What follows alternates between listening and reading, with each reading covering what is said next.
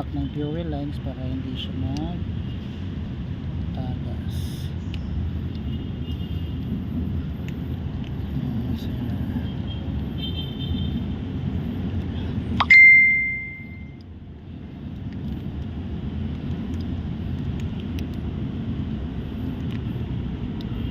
Ba?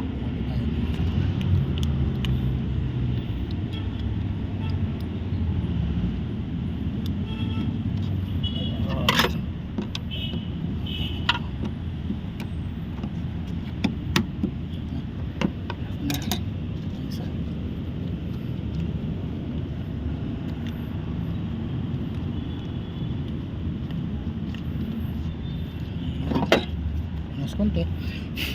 Tapos ito yung electrical lines ng fuel pump at saka ng fuel gauge.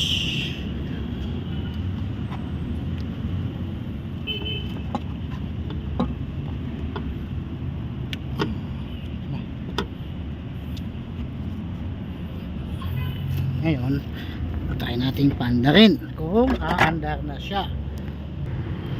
Ating pandarin.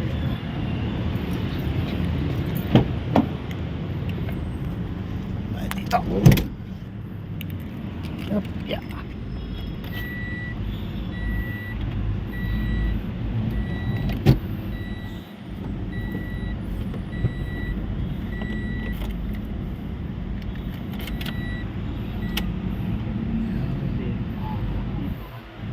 Unang redondo nito para wala pang gasto, i-redondo lang muna siya.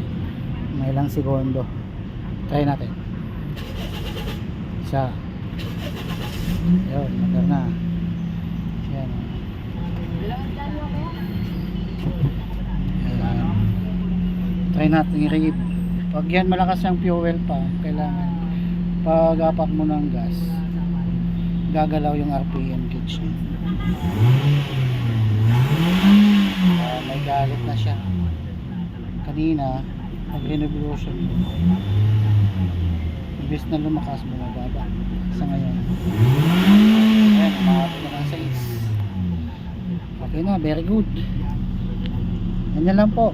Pag tumirik po kayo sa kalsada, dalawa lang titingnan nyo po, yung kuryente at saka yung fuel. Ngayon, ito nangyari sa auto na to, Toyota Vios. Tumirik siya kagabi. So, tumawag si customer na tumirik. Sabi ko, dalhin lang dito sa shop para matingnan ko yung fuel pump at saka yung kuryente na nanggagaling sa computer box. Direct spark plug. So, okay naman yung kuryente ng spark plug. Pina-start, ayaw.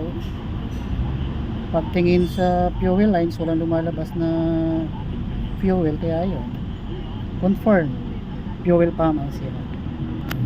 Night guys.